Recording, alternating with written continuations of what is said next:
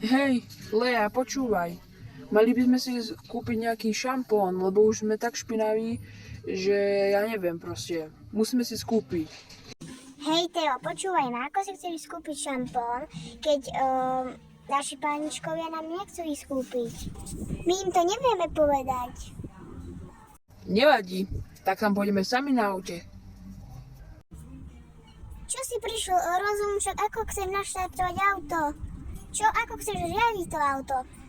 Ty si teda choď, ja s tebou nejdem. Dobre, ja si teda idem. Tak čau, Lea. No, už som tu.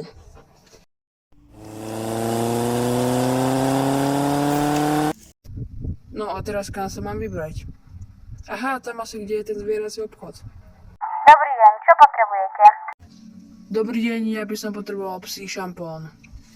Na kúpanie. Tuto máte.